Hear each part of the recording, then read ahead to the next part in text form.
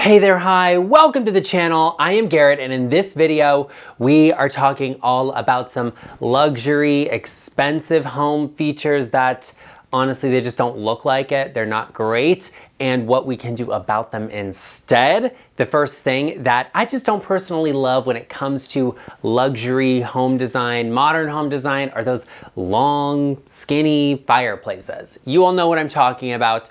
And I just don't love them because I think it's like reinventing the wheel, right? Like we've had it for a couple thousand years. It's been round the entire time. Does it need to be square now? No. So why does the fireplace have to be like long and skinny? Now there's nothing wrong with them exactly, and I don't say that it's hideous, it's ugly, it's cheap looking, because it's not. I just think that it's different for the sake of being different. And it's like, okay, well, this is modern design. It's not traditional. It has to be at the opposite ends of the spectrum.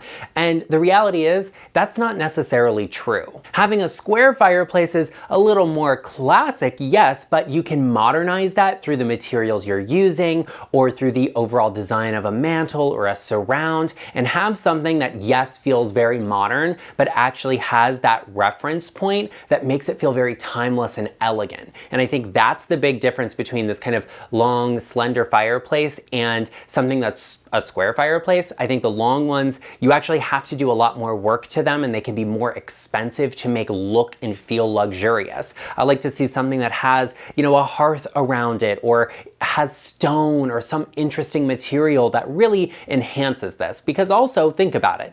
If you have more vertical lines in a space that go up and down, a ceiling looks higher. It looks taller, and a square fireplace actually does that. But a horizontal line, or these longer fireplaces, make a ceiling look a little lower. So you have to compensate for that by making the ceilings even higher, or adding in some other element, or having a space that's just big enough that all of those horizontal lines don't make it look small or low. I like a space that's a little more transitional, and any style could be applied to it. And so I think having some classic features mixed with some modern features definitely allow you to do that. And you can completely change the overall feeling of the space based on the furniture or accessories you're bringing into it. So that's not to say these long fireplaces just look terrible or bad. I don't think that's true. I think they just take a lot more work to make look really good, as where a more classic, just normal square fireplace looks normal, it looks fine, and you can actually do a lot more to it or a lot less to it and have it look like a lot more. I'm not saying if you have it to rip it out, but if you're in the marketplace for a new fireplace or you're building,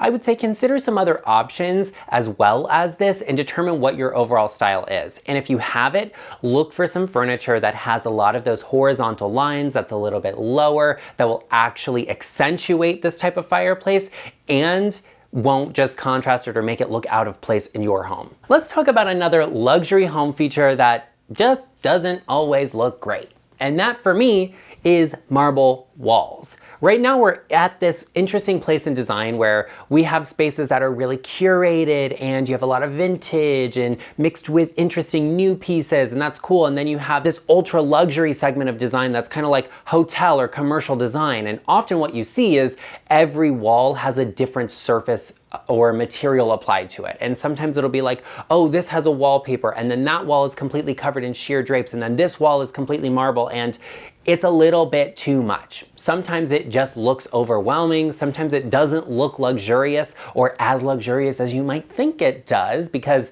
it's just like a wall of marble tile, right? And we often see that. I think if you have a fireplace and you're doing the entire hearth in marble, go for it. If you live in a condo and you have a big column in the middle of the space, match the countertop material, wrap that column in it, super luxury. But to just cover a wall or a part of a wall in marble doesn't really make a lot of sense. This isn't a bathroom where anything is getting wet. This isn't a kitchen where you need that solid surface material to be easily cleaned. It's just you're putting something luxurious there for the sake of looking luxurious, and that can go very wrong very quickly. So I think if you are like, hey, this is the wall with the television, if you want to have a piece of marble or some sort of marble furniture there, that can look really good, but just covering the whole wall in marble, what is the point? What is the reason? It's just not giving the vibes I think you think it might be giving, and that's okay. But what I would say, if you're doing this, look for slabs. That's always going to look better than a lot of tile pieces. You know, tile can be quite busy. So in a bathroom where you have a smaller area to cover, or it's a little more broken up, that works. But on a large scale wall, it does tend to look very busy and actually can make even real marble tile look fake or look cheap. So I would say steer clear of that, because it can just be a little bit much, a little overwhelming very quickly.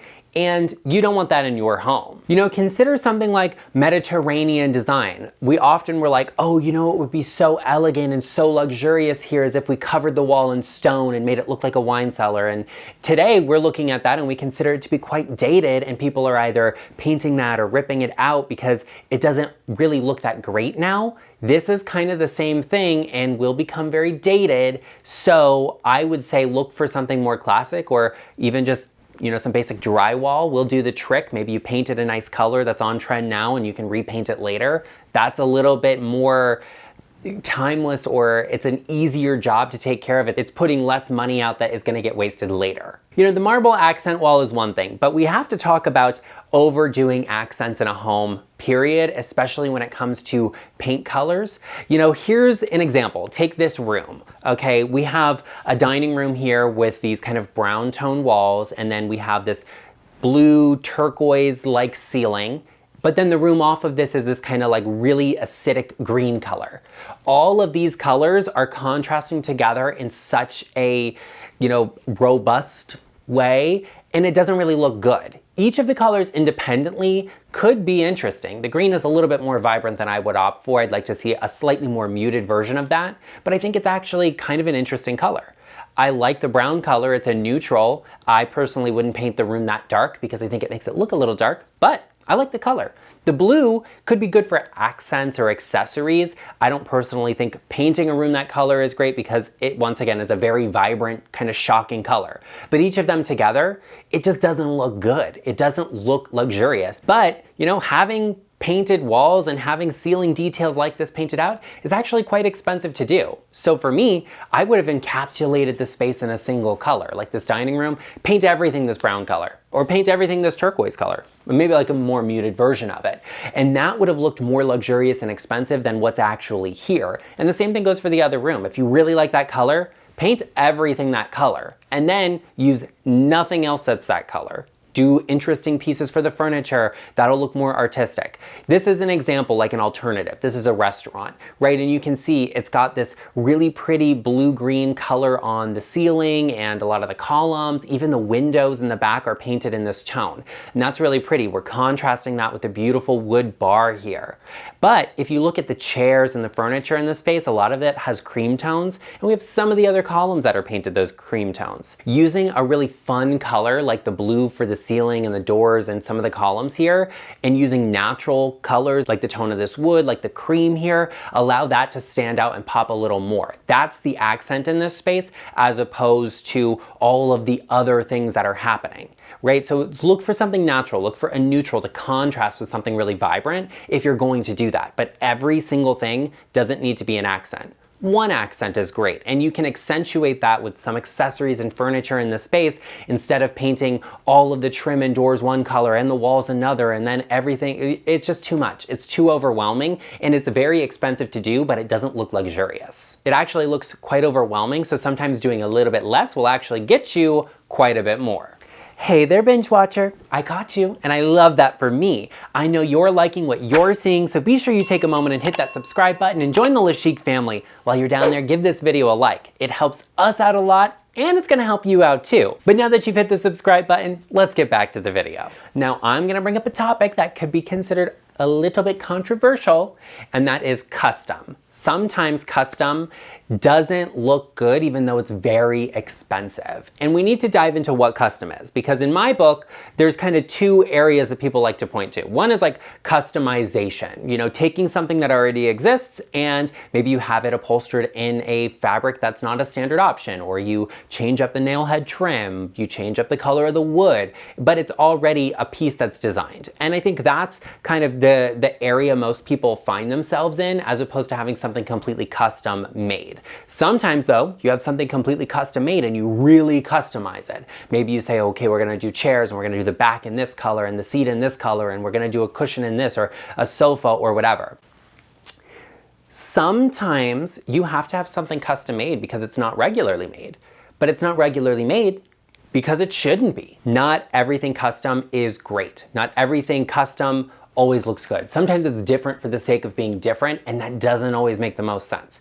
Sometimes it's not a big deal to have the same thing everybody else does because it probably works well for everybody else. So it's something to consider, but you want to address your lifestyle, of course. Like, you know, the down-filled sofa we all were like insanely in love with, you know, 4 years ago. Now I just did a video where I was like, it looks a mess, right? So we don't necessarily want that. You want to think about how you're living with things. But just because something can be custom made doesn't mean it should be. It might be a lot more expensive, but that doesn't mean it looks any better or is adding more to the space. Sometimes something classic, easy, simple, looks a lot more elevated. And for me personally, I wouldn't do like this sofa here that has mixed fabrics on it. It doesn't look elevated or expensive to me. It looks cheaper than it would have been if it was all just a singular color. So be on the lookout for what customizations you're looking at and doing. And I would even say that in your home. Sometimes that applies to renovating homes. Like I often see people doing renovations and being like, take out that wall,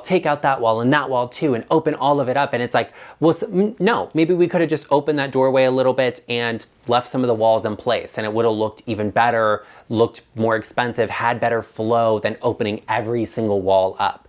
And that's a customization that sometimes isn't worth the money and doesn't make the most sense. You really have to look at what the floor plan is now, what it's gonna be, and the same thing goes for your overall design when it comes to furniture. Like if you're having chairs made where the back is one color and the seat's another, well, think about it. What are you gonna put there? What else, what other accessories and decor can you bring into the space? Are you gonna have pillows put on there? Are you gonna have accessories? Like what else is going on here? Because this one thing might be enough and it might overwhelm the entire space as is, and it might not be worth doing. Custom does not always mean it looks good or is worth spending the money on. Something I see all of the time in luxury homes, right? Or like with luxury designers, or you know what we are considering the most trendy design at the moment, is often inspired by store catalogs. This is something we've talked about before and we're talking about it again because it's just a really good talking point and it makes a lot of sense. But just because a store is very popular at the moment, or you go in there and you see it, you're like, oh my goodness, this is amazing, doesn't mean your home has to be modeled after that store or that has to serve as your only form of inspiration. Because stores and their trends, they change from season to season and what's in at the time and what people are influenced by at the moment. You know, probably, 10 years ago, there was a certain store we liked that really inspired everybody to do gray in their home, like gray and chrome and, high glam. And now we don't like that anymore. We consider it dated. But then, maybe 4 years ago, there was another store that was like ultra luxury and everybody wanted it. You had to have it. But now it's kind of played out because everybody did it and we're looking at something else. You want to be very careful about being inspired by stores or catalogs for the overall design of your home.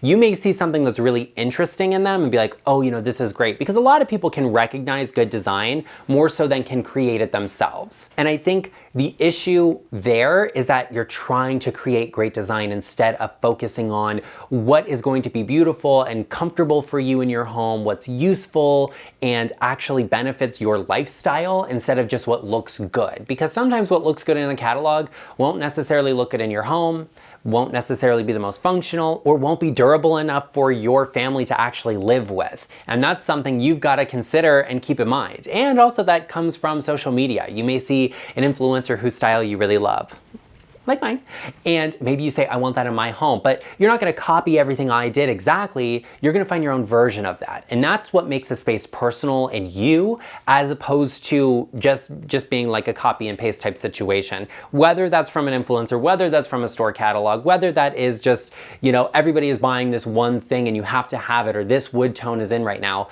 Just because something's in doesn't mean you have to have it. And you want to be very careful because, like I said before, these stores, they're changing what they're doing seasonally so that they can keep people coming in and buying more stuff. So it's like a sales pitch. So basically you're buying stuff now to replicate what they have, only for them to change it up later so that you now then have to change up everything in your house to keep up to date. and then you're buying all new stuff. It just doesn't make sense. It's not sustainable. The entire point is, instead of letting yourself be influenced just by what an influencer has in their house or what you're seeing in the current or latest edition of a catalog from some store, really take the time to focus in on what it is you love, what it is you've always gravitated towards, and bring that into your space, and focus on what's going to be functional for you and your family the most. And that will lead you to great design and something that you will really love for a very long time, and you won't always have to be changing. Hey, now that you've found out some of the things that luxury homes have that are not worth it, be sure you check out this video right here to find out some of the things that can definitely make your home look cheap, and I will see you over there.